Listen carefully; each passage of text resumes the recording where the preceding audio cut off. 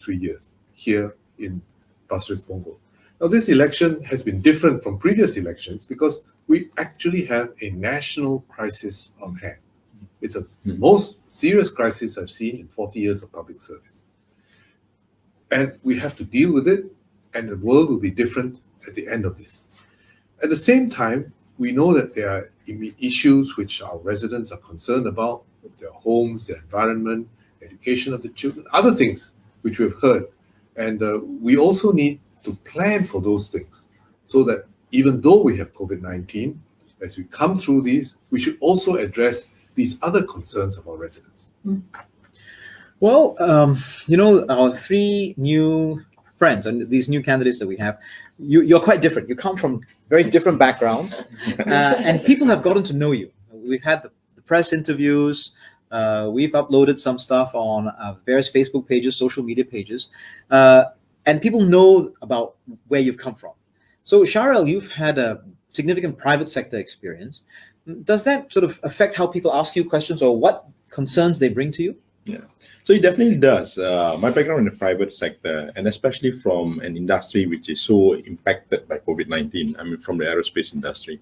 So when people come up to me, when they know that I'm in the aerospace industry, just like a lot of our residents here in Pasir-Ris Punggol, whether it's the aerospace industry or in the airline industry or even downstream industries like the exhibition industry that comes with the tourism.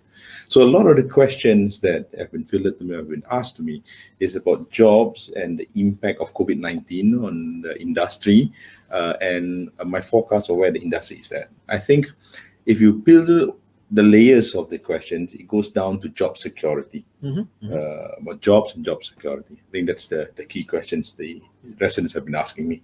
Excellent. Okay, and they know that you're coming in for the private sector experience. So that's something that they are interested in. Yes. Okay. Yes. Okay. So maybe I turn next to Desmond. Desmond, of course, has had many years in public service.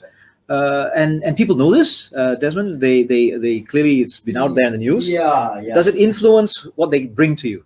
Yes, I think in general they kind of know my background, being in the public service. So I would say the main line of questioning or feedback that I receive is about actually how and where can they get help?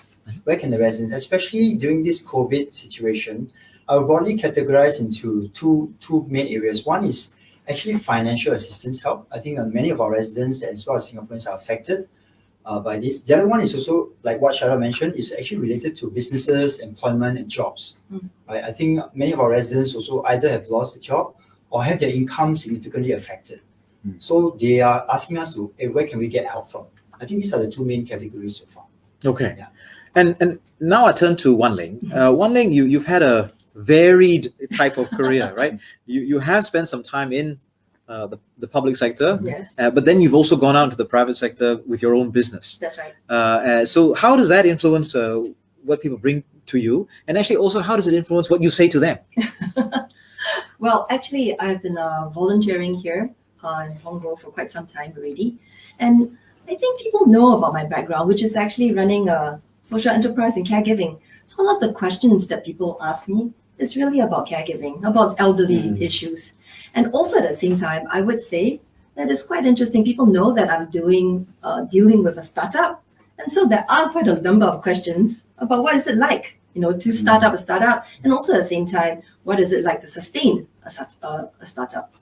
Excellent. Yeah. So a wide variety of issues that various residents have been bringing to you over the last period of time that you've been volunteering, you've been engaging them on the ground. But I mean, my sense is that there are other things out there, right? Yeah. We've been speaking to residents, they've been emailing us, MPS, Facebook, and there's a whole bunch of other things. SM, are there other things that you think are particularly relevant at this period of time that perhaps we might spend some time talking about today? Well, one of the issues that has been raised to me by young people actually has been sustainability and environment. And I think it's because quite a number of our residents like the greenery that we have here, and quite a lot of young residents are actually quite keen on sustainability as an issue. Okay. So that was one subject. Okay. When you say sustainability, do you think it's a sort of a biodiversity, or does it also include climate change? We've had a couple of questions online already about climate change. That's right. I think some of them have been about climate change and what Singapore is doing and what Pasir-Ris is doing and how it's going. I mean, how climate change will affect us and the lives that we lead. Okay. What about you guys? I mean, I sort of suggested that perhaps your background influenced what subjects were brought to the table, and you got a few suggestions there. Are there other things that you think are of great relevance to our residents of Pasir-Ris? Actually, I do get quite a number of feedback and suggestions even on how we can improve the town, right? So whether it's Pasir-Ris or Punggol, everywhere I go, I am very appreciative to hear the suggestions. In fact, many of them have ideas how this town can be improved, and also about the future plans. Right? So that's something that I think will always concern our residents because they've been living here for a long time, and they will really want to see, how to make this a better place for themselves and their families. It's a very important part of how they think about their hope and future, right? Okay. What else? And for me, I've had a few questions on, in fact, from the youth. I've met a few, on the walks, I've met a few of the interns that's been serving in my organization also. And they're concerned about how do they get jobs after this, or the job market as they are fresh graduates coming out from universities or polytechnics or ITEs. So quite a lot of concerns from the youth also on what are the opportunities out there and what should they be looking at. Okay. Yeah. And I guess because I'm a girl, I'm a female, so I get quite a number of ladies coming to talk to me about work-life balance. What is it like, to raise a family here in Punggol and Pasir-Ris as well. So I think that is also something that's of relevance. And I think, a lot of them got it during the work from home period, where they had to balance family with work. Well, we have a lot of young families in Punggol as well, and with new BTOs coming up in Pasir-Ris, we also have sort of a re-injection of young families. So that's a whole set of issues also. Preschool education, child minding, child caring. That's a whole issue. I know we've done a lot in the last 5 years to provide more places for preschool care, but I think that is a continuing issue that young parents want. They want the best for their kids. So those were plans that were there before everything changed with COVID-19. Sort of at the moment, we're in a little bit of a state of flux, right? We don't have a sense that we've returned back to normal operations. I'm not even sure we will ever go back to things as they were, because there's a phase change. But some of that work has to continue. Yes. Some of that work has to continue. There are new issues on the table associated with the COVID-19 crisis. Some of them are related to the jobs and financial support that we've talked about, for example. But how will we get the economy going, and how will we look at the sort of the big picture for Singapore? Not just for Pasir-Ris Punggol residents. I mean, that's also a concern? Yes, I would say so, because I think that some of the questions that have been directed at Sharael, for example. I mean, what will the future economy and future of jobs look like? I mean, there are so many people who, previously may not have been on the net ordering food, ordering items, and were going to the shops, but they're doing it now. They're using digital forms of shopping, ordering things and payment. And I think that's going to change the way that each of us sort of interact with our needs, the shopping and other things. It's going to change, the retail space in Singapore, tourism, transport. I think all those things will be impacted. Okay. So we've sort of been talking for about 10 minutes. We've got a list of issues now that we perhaps can think about and have a bit of a deeper discussion. At the same time, we've had a number of questions coming in online and a variety of pages. I think you all also have some on your own pages, and let me know if there's other things you'd like to add. But I just maybe bring a couple of the questions that our residents have written about, which I thought we might find interesting. Someone's asked if I'm taking over from Mr. Zainal Sapari in Pasir-Ris. And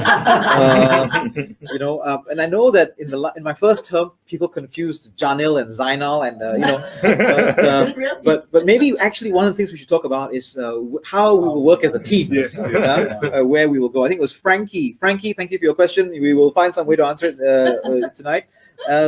It's a good question. There's another question which I think is important. I think Marina has brought up the issue of assistance for fresh graduates and the security that they might have for jobs. I think very real. You're in the middle of your education and you wonder where you're going to go. So a wide variety. There was a question about our education system as well. What are our plans? So perhaps we can spend a quick discussion about what is it we're going to focus on today. If I can maybe sort of give some suggestions on the basis of what we talked about already. COVID-19 going forward, I think that addresses many of these issues. One of the big issues for that will be how we help people get the right kind of jobs. So we talked a bit about that and the support for jobs and industry going forward.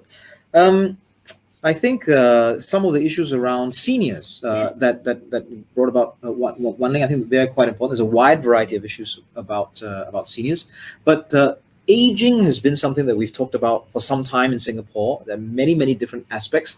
Which do you think we should focus on for the seniors? I actually think it's digitalization. Okay. It's kind of important because a lot of the comments that were brought back to me during the whole entire circuit breaker phase one period was about loneliness. Okay. Yeah, Okay. and I think it's important to get connected. And I must say that I also got some feedback. Some of the seniors, because of COVID and because some of the social management measures that are in place, they want to be able to keep up. Just to even do safe entry, how to do e-payments. I think these are important. These are important things and skill sets that our seniors will need some help with. Yeah. Yep. So we'll go with COVID-19, the jobs and financial support coming out of COVID-19. We'll talk a little bit about seniors and digitalization, maybe. Then we had a number of things. I think, Sharael, you brought up about youth, SM, about education and some of the plans that we'd had before. I think maybe that's another fourth topic now that we had to cover, youth, or maybe youth as a fourth topic, and then education in general as a fifth topic, because education is also about lifelong learning and some of our plans on Skills Future. And then there was a whole bunch of things around the greenery, the plans for Pasir-Ris Punggol. That's about 5 or 6 topics. I think we better get on with it. Yeah. And then if we have time, perhaps we'll do a bit more. Yes. We'll see how long we can go. So maybe we'd like to begin with COVID-19. Yes. This has been the defining thing that is on everybody's mind. The circuit breaker, the home-based learning, the work from home, the mask wearing. And now we are in the midst of this election, which is unlike any other that I suspect you have had an experience of, SM, certainly not the other two that I have. Where are we going from here? So perhaps maybe I'll begin with SMTO. Give us a sense of what you think the direction is for Singapore and how that's relevant down to Pasir-Ris Punggol. And then we maybe talk a bit about jobs. In the COVID-19 in the COVID-19 context. Well, one of the things that has really impacted us is that, as Sharael has said, many of our people living in Pasir-Ris are in industries which are related to COVID-19 and been impacted by that. So this is one of the things which we need to recognize. And so that's important. And so the measures that we have, the support measures, which help companies through the temporary phase until they come back to normal, I think that's important. To help the workers in those industries come through this, that's important. And also how to restructure jobs, which was what Sharael was talking about. Because some of those jobs and the industries may change quite permanently. And so that's a whole very important aspect of it. Yeah. We can look at this from the perspective of the jobs, and we can also look at it from the perspective of the industry. And there's also a third perspective about the national capability. That's and right. I think that's been talked about at some various forums as well. But I think perhaps of interest to our residents is their jobs. And I think that's going to be a key issue, really. So perhaps maybe we could focus a little bit more on that. And Sharael, you wanted to talk about restructuring of jobs, and you had some comments about that. Yeah. And maybe we can talk about that and the financial support. And Desmond, you wanted to say a few things about jobs, perhaps. Maybe I'll start off by saying that I do believe that COVID has changed the way we work, we live, and how we interact with each other. Right? So of course it is a health pandemic, but we know that the impact is going beyond healthcare. I think one of the most immediate impact it has on our people is the financial impact. People, whether they lose their income or they have a reduced income or even losing their job at the worst case. So that has very significant implications on our people. And of course, over the last 3 months, the government has rolled out quite a number of financial support, right? We know about temporary relief fund, we know about COVID support grant, we have the solidarity payment, we have the SIRS, and of course, we have the job support scheme. These are the 5 main ones. I think it is really, and as I was speaking to many of the residents, this has really helped them to tide through this critical period. But then the questions still remain going forward, right? So this helped me to tide through, to keep my jobs, to keep my income to some extent. It may be reduced, but at least it helped. But going forward, I think what other support can we get? So I think I would like to mention two categories. One is actually at the national level. The national level, there's of course a National Job Council, and they have rolled out several initiatives, and I can quickly run through three of them. The first one is about job opportunities, right? So they're going to create up to 40,000 jobs for undergraduates, for mid-careerists, and so on, as well as to create career conversion program. So that's also very important, especially for those in the mid-careers, right? So the second category is traineeship opportunity, right? So that has to do with they're going to create up to 21,000 traineeship for undergrad as well as a mid-career. And third is actually about skills upgrading. Of course, the government is committed to do it, to allow SG United skills upgrading program to be rolled out across the whole country. And finally, there will be other enhancements, enhanced hiring incentives and so on, as well as skills future credit. So broadly, these are the initiatives at the national level is rolled out. Now, actually, the question is how do we implement this effectively to the residents of Pasir-Ris Punggol? And here I want to also highlight a few initiatives besides effectively rolling them out, implementing for our residents. Within Pasir-Ris Punggol, actually we already have a project success that has been rolled out since 2004. And they have helped thousands of Pasir-Ris Punggol's residents to help to job match their skill sets to employment opportunities within the area and the national level. So that's something that we want to continue to step it up, continue to implement it for our residents in Pasir-Ris as well as Punggol. The other one, actually, they're going to set up actually job and career centers, and that's coming up in our areas in Pasir-Ris and Punggol. Today is at Sengkang CC, but going forward they're going to set it up in Pasir-Ris and Punggol. So that's good news for our residents because help is coming closer to you. You can just walk into the community club. You have career counselors who will help you to look at your skill sets and look at the opportunities and look at the training that you need. So I think these are two very exciting things that is available. And the third one for Pasir-Ris Punggol residents is a career development program by the Northeast CDC. So the Northeast CDC has also many initiatives to provide resources and training, as well as opportunity for our residents as well. I think these are the three things for the residents of Pasir-Ris Punggol. It's something that we can look forward to. They were committed to help you to transit, whether to maintain your job or to transit to a new one. Maybe I can jump in here and say a little bit about, add a little to what Desmond said about implementation. I mean, that's key. I mean, already we have seen during this very intense period of trying to put all these programs in and deliver them, there have been one or two little glitches. I mean, which I understand, frustration of some of our residents that they apply for things, it takes a bit longer. They apply, they didn't get it. There are things like that which we will work through. But these are very new schemes. But one of the key attributes that we have in Singapore is our tripartite working relationship between government, the unions, and employers. I mean, we're all on the same side, which is very important because in many countries, they're all on opposite sides and they work, against each other and you can't get things done. Whereas in Singapore, we're all on the same side trying to get things done. And our Janil, our former colleague Ming, with his NTUC now, SecGen, and he's working very, very hard to try and get the jobs going, the upskilling of jobs, working with the companies. And that's a critical part of what NTUC and Ming is doing right now for our workers.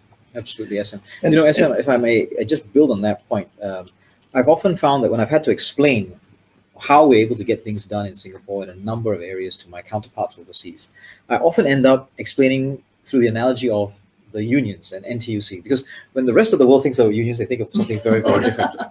And I think one of the great examples in this crisis is if you look at what's happening to self-employed persons and the fact that our labor movement has actively and effectively stepped up to participate in looking after self-employed persons. Very few places in the world where that's possible, but our unionists have done that. So I thought I just want to give a big shout out that we can move in this way on things like self-employed persons and now the interventions that we're doing around COVID-19 because of that type of labor movement and the relationship we have with them. Well, admittedly, the organization of self-employed persons and the way to deliver assistance to them, there have been a few glitches. There have been glitches. There have never been, nobody has actually looked at them as a group before. That's right. And it's really very important that the unions have stepped up and said, look, I want to help them. That it's beyond COVID-19. There are issues like, is their welfare being taken care of? Yeah. Yes. Are they getting medical benefits? How do they take care of themselves medically? Things like insurance if they face certain risks and so on. And if they have certain legal issues, who's going to help them? So the unions are stepping up to help self-employed persons in a broader way. Exactly. Sharael, you had some views on this. Maybe I ask you, what's your sense? You've been at the employer side of the house, right? But you have a deep understanding of some of these. And I just wanted to share the experience that I had, whether it was in the States or in other countries, in Europe or something like that. The tripartite agreement in Singapore is something that is hugely unique to Singapore. When we work together as part of unions, governments, and employers, it's definitely something extremely interesting, and it's a cohesive unit moving forward and developing forward. Just a few examples. So the union is also now getting involved and helping companies retrain and reskill their workers. And for even the self-employed people, they're getting allowances, Yes, for sure. $10 for every hour they go for every training. So the self-employed person can increase and enhance their capability. So the tripartite arrangement that we have in Singapore is something that is extremely unique. I've seen on the other end of the coin where let's just say it's not as unique, and that is something that we should definitely preserve, and we should celebrate, and we should use it to strengthen our economy. I'm going to interrupt because we've gotten through one topic. Yes. I mean, it is interesting, but it's important to our residents. Yeah. But I think we can maybe stop there on jobs. And I'd suggest if we can have, there are other issues, we can maybe deal with it on Facebook. We can have conversations or upload some links. Why don't we move on to the issue of seniors and digitization of seniors, especially? Wan Ling had some views on that. Why don't you sort of open up this issue for us, Wan Ling, and then let's see how we can talk about it. Right. So I think throughout the whole period of COVID, working here in Punggol, one of the things I did was, I think I did close to 100 Zoom sessions. I can see you getting a Zoomed out. Yeah, Zoomed out. Zoomed out. I even did like Zumba. Zumba. Okay. But one of the things that really made me open my eyes up to the possibilities that seniors can be looking at the online platform, to elevate loneliness, to reach out to people, was actually this Qigong Zoom that I did. And there were like close to, I think, 1,000 people who participated in it. To me, when I looked at the screen with all the different boxes and all that, I was stunned. It was, to me, right, in Chinese, I'll say it's a 壮观. It was an amazing scene that was out there. And this got me thinking. And, I think the amazing thing is the IMDA did think of something. And it's actually the Seniors Go Digital program. And I think it's a very well thought out plan because it's actually all encompassing. I think the first thing that they did was look at accessibility. How would a typical senior resident be able to look at going digital? And they did it in two ways. The first way is, of course, online methods. And the other way is actually making it very localized. So there are a lot of local offices, whether or not it's in the libraries, whether or not it's in the CCs, where seniors are able to reach out to digital ambassadors to kind of teach them how to use digital skills. Yeah. I thought that's very important. The second thing, right, was essentially on how they trained, seniors, or in a way to allow seniors to feel comfortable using technology. And I loved it that they broke it up into 3 separate sections. The first one, tier 1, was about communication skills. So WhatsApp. Yes, and I think, of course, within that is also Zoom. I think the whole circuit breaker thing also brought a lot of grandparents onto the Zoom platform. Yes. Well, I depended on that to keep in touch with my grandson. Yeah. Otherwise, I would not have seen him at all for 3 months. Exactly. And they talked about how they talked about how COVID was something that actually accelerated the whole entire, digital adoption by close to 5 years. So I think that's one. The second thing I really liked was, I think, with all the safe distancing, with all the, secure entries and all that, as well as government actually now has a lot of stuff online for people, and it is even in, the polls, right? Yes. And so I think the second thing that IMDA did really right on this with the whole program was allowing people, teaching people how to use government resources online. So that is very important, and it's in all 4 languages. And I think the third thing was essentially about teaching people about cybersecurity. And I think this is something that is important for all elderly folks. We talked about scams and all that, and of course there could be a little bit of a fear going online. But with this, I think it's something that can be alleviated. So I think the whole entire program that has come out of this on these 2 portions are really, really, I would say, comprehensive. And then there's also one last part. And the last part is for seniors who are not probably a little bit, from needy families who are unable to really go online. And there's a whole entire program around that as well. We have worked with all the telcos in Singapore in order to provide cheaper access, digital access, phone access, as well as just offering free cell phones. So I think with this, it is something that's very comprehensive. And guess what? One of the places where we are going to be having the offices for people to meet up with the digital ambassadors is actually at the Pasir-Ris Library. I love the library. Yes. I can't wait. Yes. Yes, we are waiting for our library in Punggol. Well, And it's coming. It's coming. We will have one in our Punggol Town Hub, and I hope we can bring similar programs such as this. Yes. But Janil, you and I met this senior gentleman who very proudly showed us his Yes, the trace together token. Yeah, I had not seen one myself. We had talked about it for a long time, but it has been delivered. Yes, And the first group of people to receive it is actually our seniors, that's right. because they are more vulnerable. We want them to be able to be able to contact trace and so on. So he was wearing it, and it's a small little thing. Yeah. And he was very proudly showing it to me That's and nice. showing it to Janil. That's right. That's right. Well, I think it demonstrates that that trace together, and the fact that he was very proud and a recipient of it, that sense of inclusion, that we're doing it to include the elderly and the seniors in the benefits of our digital nation. No, and it shows that our seniors are important to us. That's right. Because That's we want them to be safe. When That's they go. right. That's the key. That's right.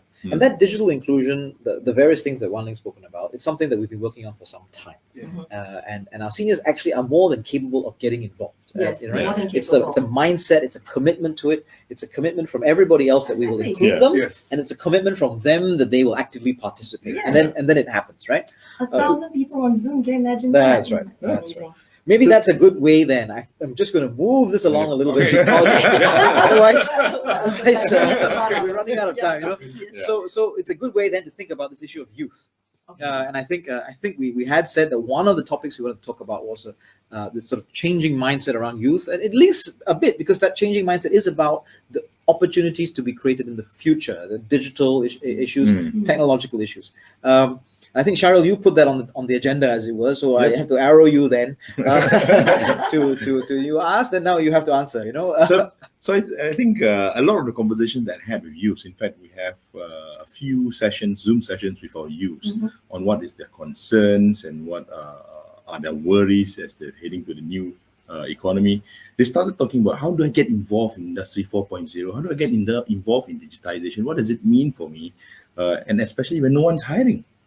So I think that is one of the concerns, especially for youth, fresh grads from all our Institute of Higher Learning. So whether it's ITEs, polys, or universities, that's something that is worrying some of our fresh grads. So that being said, I just wanted to elaborate a bit more on what Desmond said earlier. So SG United Traineeship Program stands to offer 21,000 jobs or internship opportunities for our youth. That is heavily subsidized by the government, up to 90%. I can safely say, as an employer myself, working in an organization, not many organizations are ready to employ at the moment because they are still uncertain about the future. Yes. But SG United Traineeship Program allows the employer to be able to tap on the youth, tap on these fresh graduates, right? And at the same time, these fresh graduates can train up in the next 1 year and understand how it's like to be working in the real world. Yes. So this is a fantastic opportunity, and it takes both hands to clap. Yes.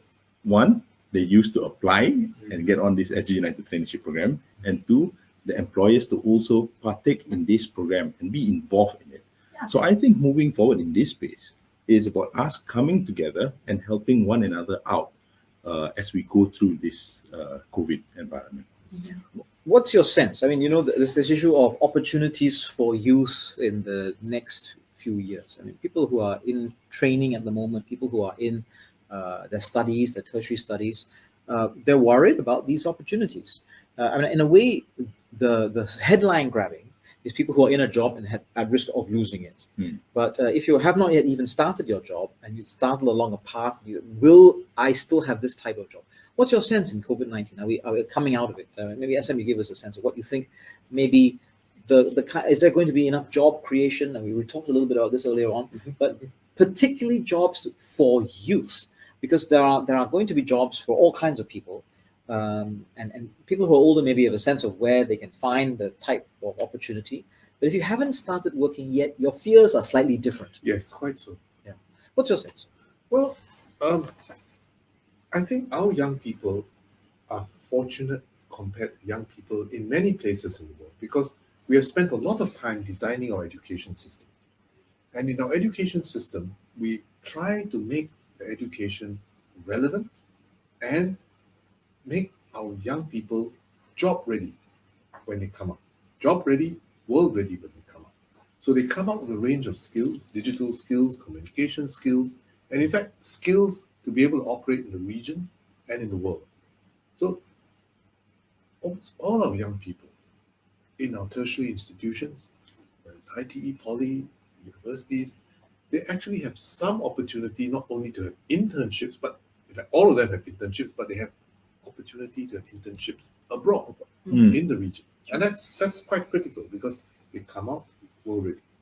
So the job situation will change. But the skill sets that our education system prepares our young people for will enable them to have that flexibility and the sort of sets of values and skills that will prepare them for any kind of job that comes our way.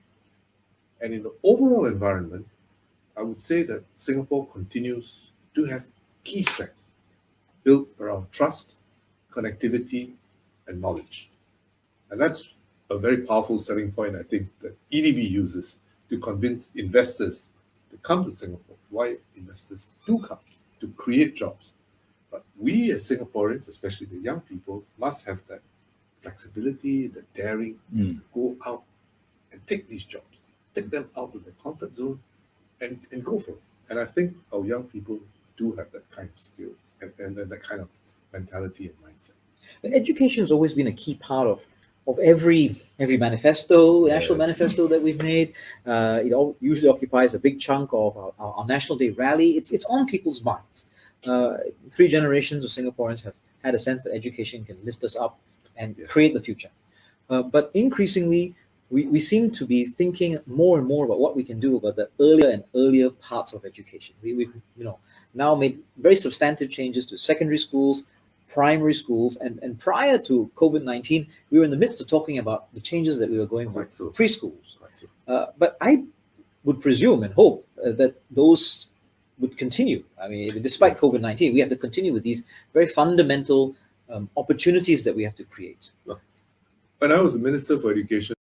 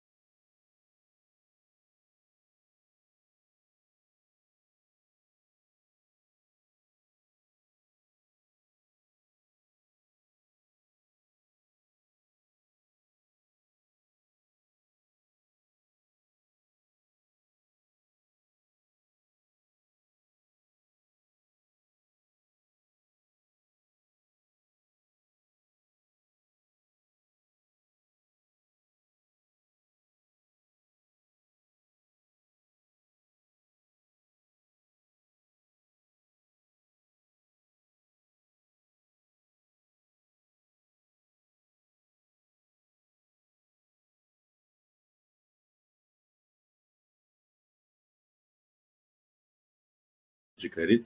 And on top of that, for workers between the age of 40 to 60, we understand that this is they will need the retraining a bit more. They will need some emphasis on upgrading and upskilling to stay employable. They get an additional $500 of skills future credit. So this skills future credit then can be used on courses which are also heavily subsidized. So one of the things that we did when we were in the private sector during this circuit breaker moment was, at the parts of the downturn, this was an opportunity for us to reskill and retrain the workers. So send the workers for reskilling and retraining opportunities, send them on digital courses to prepare ourselves for Industry 4.0. And on top of that, as we mentioned earlier, with the tripartite arrangement with NTUC, in addition to getting them upgraded or trained up, we also receive allowances for the retraining for every single hour that they go on the retraining program. No, indeed. Yeah. For me, actually, I feel that I could appreciate the challenges of this segment of population called the sandwich generation, right? They are about my age group, so about my friends in my age group. So between 45 to maybe 55 or 60, thereabout. Because I think that they are, or we are in a sort of a place of a transition. Some of us are going through career transition, also in how we embrace technology. So I think I'm very happy to hear that there are quite a lot of support to be given to this group, whether it's in the skills future credit. So the rest of us getting 500, actually for the 40 to 60, they're going to get another $500. So there's additional support. And talk about traineeship, actually for the mid-careerists, there's also a special, they're going to create 4,000 mid-career traineeship program to allow the companies to employ these people at the mid-career level, not just undergraduate. Yeah. So I think this is a very tangible and important support given to this group. And I must add that hearing what Ling and Sharael has talked about, in terms of the programs to support our seniors as well as the youth, because my children are like going towards adulthood, right? They're going to the job market soon. So I think it will really help the sandwich generation as well, because we know that the parents are taken care of by the community and society and partners, and the children's job are also in a way taken care of. So that is going to be a huge relief for this group of people in our community as well. Yeah, I think that's a very important point. I just want to bring in together with changing mindset and for the mid-career professionals. One thing that has been very useful is also the professional conversion program. So when we talk about the changing landscape and the changing mindset, Industry 4.0 and digitization has changed the world we live in. Some industries will grow, some industries will contract. But most important, and some jobs may be lost, but most importantly is how do we rebalance and how do we move in between the different industries so everyone remains employed. Yeah. And that's where the professional conversion program, where the subsidies for someone working in an industry to swap to another industry, that will allow ourselves, our workers, our fellow Singaporeans to remain employable and to retain his job. And you know what? I could give you a real life example. So I run a caregiving platform where we work a lot with freelancers. And I would say maybe about 20% of the 12,000 freelancers we work with are actually professionals who joined us, switch careers through training. And this is all through looking at all the industry transformation maps and all that we planned out. And one of it was actually in healthcare. So I do think that industry is actually benefiting a lot from this. And they benefited from the PCP as well. Yes, that's right. Okay, I'm going to exercise my my duty again. We're at 42 minutes. I think we've had a lot of things. We have at least a couple more topics we must address. Okay. And then hopefully take it. Thank you. Keep up on that. So let me just change tack a little bit, right? Yeah. Because one of the things we really want to talk about were our plans for Pasir-Ris, our plans for Punggol, and no doubt that's what a lot of the residents have been asking about. Certainly, the things that we're planning for and we need to look forward to. So maybe we can also, I think, SM, at this point, think about how we are going to look after the two towns. So that was one of the comments that was I've been there. asked that as well. Yeah. So I think those are key things we really must cover. So maybe I'll open up with you. Two comments. First, how we're going to organize ourselves. So we are 5 of us in the GRC. Currently, we have, in the previous term of office for the Parliament, we had 2 MPs serving in Pasir-Ris. Mr. Zainal Sapari, I owe him a great deal of thanks for looking after our residents. Can I just say, Zainal Sapari, thank you very much, Yeah. brother, if you're out there. And I hope you've logged on, because why are you not watching our Facebook page today? Okay? But if you have, thank you very much, brother. Very much appreciated. Sorry, SF. Yes, Sorry. oh, so what's happened now is the Pasir-Ris population has grown. So what I intend to do is to have 3 of us look after Pasir-Ris. Sharael, who grew up here in Pasir-Ris, Desmond, who will join us in Pasir-Ris, and myself. So 3 of us will look after our residents in Pasir-Ris. And then what I will have is Ling to join Janil in Punggol, together with our colleague Ling, who is in Punggol West. So we'll have 3 MPs looking after Punggol, and 3 of us will look after Pasir-Ris. So I think that's we'll be able to look after our residents better in that way. And for Punggol specifically, we would want to work very closely together with Ling in Punggol West to make sure that we run one whole town council well. We don't want to have bits and pieces of it separated, and then the sort of boundary issues and so forth. And make sure that the town council, especially for Punggol West, is well managed, financially responsible, and so on, so that we look after the residents there as well as one town council, and that Punggol town can be developed to its full potential. There are many more facilities that Punggol town needs, and we want to develop Punggol town in an integrated way. Now, Pasir-Ris is different, because Pasir-Ris is a maturing town. It's 25 to 30 years, and it is due for rejuvenation. And it's rejuvenation at several levels. So we have rejuvenation at the town level, where we have new facilities, and we have rejuvenation at the neighborhood level, and even at the individual flat level. Neighborhood level with the neighborhood renewal program, and the individual flat level with the home improvement program that will come within the next few years as our flats reach about 30 years old. So these are the plans that we have. Excellent. So we need to then perhaps maybe go through some of these plans with the perhaps some explanation of what specifically we're going to do. Maybe perhaps and also that would also give us a sense of what we need to start communicating out to our residents. We've put together this local manifesto. It's available online. We're delivering it to people's homes as well. But perhaps we can extract a few pieces from our local manifesto and explain some of the things that we're doing for both Pasir-Ris and Punggol. So I'm going to maybe jump in and now shift attention to Punggol, because SM's already talked a little bit about Pasir-Ris, and we want to also make sure that our Punggol plans are highlighted. And I'll ask Ling to perhaps talk about some of the things that she picked up from our manifesto, which are particularly relevant and interesting to our residents, and maybe talk us through some of those things, Ling. What jumps out at you? What are our residents asking about? And maybe we can explain some of those things. Well, actually, one thing that I really liked about Punggol town development was that there was actually something both for the young as well as for our seniors.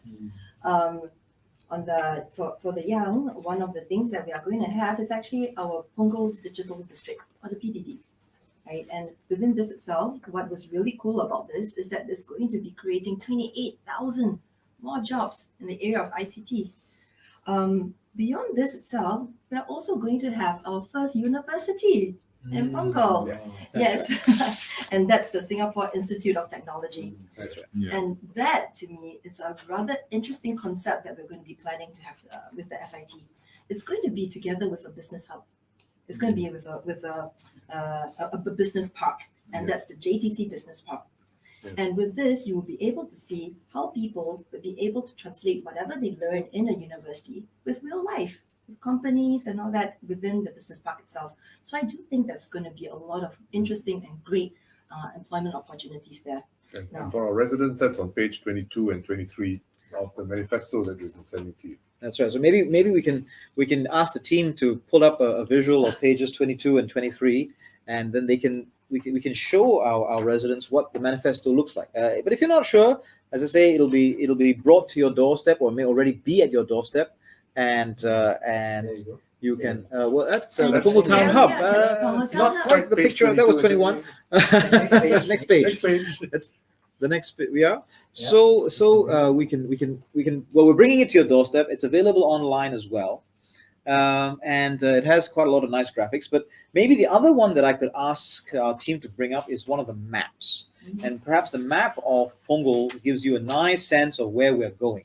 And then maybe after that, we pivot to the map of Pasir-Ris, and then SM Cho can talk a little bit about that. But if you look at the map of Punggol, and I've got it here on my copy of the manifesto, you'll see in the middle we've got around Punggol junction of Punggol Central with the line of the MRT station. We've got a few plots that are going to be developed, and what's going to happen is we will have the town hub just across the road from Safra, as well as the stadium next to it. And then just to the north of that, you're going to have Singapore Institute of Technology. And so that there's going to be a spine of development from Punggol MRT all the way up north through the Punggol Digital District and then ending at Punggol Coast MRT. And that's going to have... And that's a new MRT station. That's a new MRT station in Punggol, an extension of the Northeast Line. So that's going to be quite an exciting space. There'll be a hawker center, a library, many new facilities, as well as jobs. So that's the bit about the manifesto that I find very exciting. And that's going to be accessible to actually the whole of Singapore because of the MRT connectivity. And the MRT that we're building, the Cross Island Line, will also connect us up to Pasir-Ris. Yes. So we hope that the residents of Pasir-Ris will come to Punggol and spend some time visiting us. Yeah.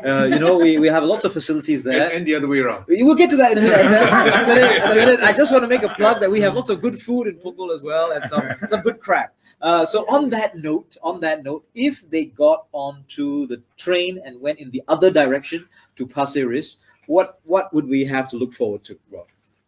We have these maps also on page 14 and 15 of Pasir-Ris. Actually, I love these maps because our teams which were preparing the manifesto went to some great lengths to put these maps together and to put together for you as much information as we could in a legible form, a digestible form. And I'd really like to thank Syed Ahmed and the team for having done a tremendous job. Thank you, Mr. Syed Ahmed. Well done. Yes. So I really appreciate that a great deal. So for Pasir-Ris, the key development is actually the town hub. The town hub, and that's on pages 18 and 19. Yeah, 18 and 19. And so we will have an integrated town hub. Well, our MRT station has a certain, how shall I say, rustic feel about it. Kampong style, original MRT station. So we want it to be upgraded. And so we will have a new upgraded town hub. So it will be a little bit like the Bedok town hub with MRT station integrated there with air-conditioned bus interchange below and podium with shops and then residents on top. But one of the key new facilities in Punggol Town Hub will be a new underground station for the Cross Island Line. And this will be one of two stations on the Cross Island Line, the main Cross Island Line in Pasir-Ris. There'll be another station near Neighbourhood 4, and that will take us from Jurong through Neighbourhood 4 to Pasir-Ris MRT station, down all the way to Jurong eventually. And in between Punggol and Pasir-Ris, as Janil said, we will have a total of 4 MRT stations on the spur line of the Cross Island Line. Pasir-Ris Central Station, Pasir-Ris Station, Pasir-Ris Elias Station, Punggol Riviera Station, and Punggol Central Station. So this will connect the two towns and bring families in both places closer together. So these are very exciting developments for Pasir-Ris, and it's a rejuvenation of the whole town center. And I'm looking forward to that. No, excellent. I'm excited, and I think it's going to be very exciting for our residents as well. Maybe I could turn to Desmond and Sharael, who have been engaging very actively with the residents, as well as the merchants and shop owners in Pasir-Ris and walking the ground. Now you have the manifesto in front of you. What are you excited by, and what do you want to get out there and engage with? Maybe if I can begin and answer that question from as a past resident of Pasir-Ris and also staying in the Yeah. area. Yeah. Past and current, right? Current, Past, current, yeah. Just at the fringes at the moment. Yeah. So to see the rejuvenation of the Pasir-Ris town centre is extremely exciting to see what is being planned for that, including the new integrated hub and then the new BTOs with the 1.2 meter long central walkway linkway that will link the bus station to also the Pasir-Ris beach. As an avid user of Pasir-Ris Park, I visit Pasir-Ris Park almost every other day, either jogging or cycling. To have it all linked up is going to be exciting. It's a combination of the urbanization and the whole fauna and flora. Our Pasir-Ris Park, we have a lot of our greeneries and also our exciting friends like otters and colorful chickens and So Farmville. Yeah, I Yeah. saw vendors. Mangrove swamp, mud skipper. exactly. Where else in Singapore can you find all this? And to have it integrated with the transportation hub and the new housing asset is definitely extremely exciting. So in the conversations I've been having with residents, so I myself can't control my excitement. I want this up and running, including the MRT line to Punggol. So the residents are all equally excited and all can't wait to have it developed. Excellent. I know. What about you, Desmond? Yeah, for me, actually, the integrated transport hub and just quite next to it, the town plaza is something that I feel that will be really helpful to all of us, the residents here. Because actually, one of the comments I do get is that they really appreciate, and residents here do appreciate that it is not just urban development here, right? We have a lot of greenery and they want to keep it that way. So a good balance between urban development and greenery and water is very important for the feel and the atmosphere that we have now in Pasir-Ris. So I would say that the town plaza also has a heritage garden, as I see in this page here. And it's not just about building more buildings and glass and windows and so on, but it's also making sure that there is a feel of a home, greeneries around the development. And of course, with the park connectors and the park, I think that we will have a good balance between development and greenery in Pasir-Ris. No, excellent. But could I say that, this is not development for development's sake. Yeah. And it's also development which is sensitive to the environment and the greenery. So why do I say that? I mean, among the key developments that we will have in the new town hub is a new polyclinic. The polyclinic in Pasir-Ris has served us well, but as we have more seniors, as we have a larger population in Pasir-Ris, we do want a polyclinic which is more modern, more spacious, and can serve our residents better. So that will be in the town hub. The other thing is that we have BTOs. I know that we have plenty of BTOs, and we welcome many new residents into Punggol. We're very happy to have our new residents in Punggol, but we keep being asked, the residents in Pasir-Ris, they keep on saying, can I get a BTO in Pasir-Ris because my son is growing up, or young people come and say, I want to live close to my father, mother, so they can help look after their grandchildren, want to live in three-tier families, and where are the BTOs? So we're going to have new BTO developments in Pasir-Ris. I think we'll never have as many as we would like, but at least we have more opportunities for young people, second generation Pasir-Ris residents, to get a chance to have a BTO flat in Pasir-Ris. Now, these will be built along Dry Tree on land which has already and always been designated for housing. So there's a strip that's just adjacent to Dry Tree, which will be developed. The rest of the land is actually reserved for parks, and that will remain. But that strip that's just next to Dry Tree will be developed for the BTOs. And we've gone through a round of discussions with the residents and also with HDB and architects, and they will try and develop this BTO project in a way which is sensitive to the environment, so that there will be green vistas through the buildings, there will be green verges along Dry Tree, and it will be quite a pleasant environment for those living there, housing by the park, but also to the present residents, that it will respect the present residents' desire to have that greenery and that sense of space still in Pasir-Ris. No, SM, that's a very useful point, and I'm going to use that to start to move towards wrapping it up because because we've been going nearly an hour, 58 minutes. We were targeting 30 to 40 minutes, so we've exceeded our time. But some of the questions that we haven't answered that have come up on our Facebook feed have been about our greenery. And the preservation of the natural spaces. And the example that you cited is building on work that various of our government agencies, URA and HDB, and we've seen this play out in Punggol, how they've integrated developments into the natural scenery around them, whether it's the waterway, the coastal regions, the greenery in the parks, and also tried to drive the use of technology around sustainability, water reclamation, waste management, the use of solar power. And of course, in Punggol Digital District, SIT is studying many of these technologies and will try to experiment further about how we can take the sustainability agenda forward. I know there have been lots of questions about that on our Facebook page. I'm sorry we haven't had time to get into all the details of that.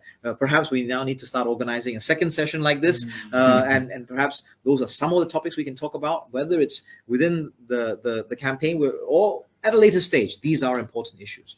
Another important issue that I've seen many of the comments address is climate change. And the reality is that climate change has always been something that we felt very seriously about, increasingly so over the last year. And PM has talked about this at our National Day rally. SM, you've been directly involved in many of the climate change studies and mitigation efforts that we've got going.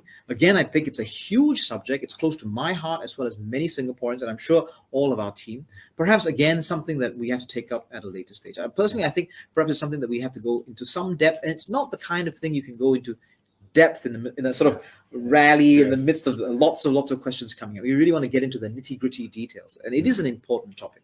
So to those of you who have actually sat with us for the last hour and continued watching and added your comments, I'm very sorry we can't cover all the ground, but we do agree that these are important issues. Absolutely. Let me say out there, the comments and questions that you've brought up are important to us, and we will find the time and the space to engage with that.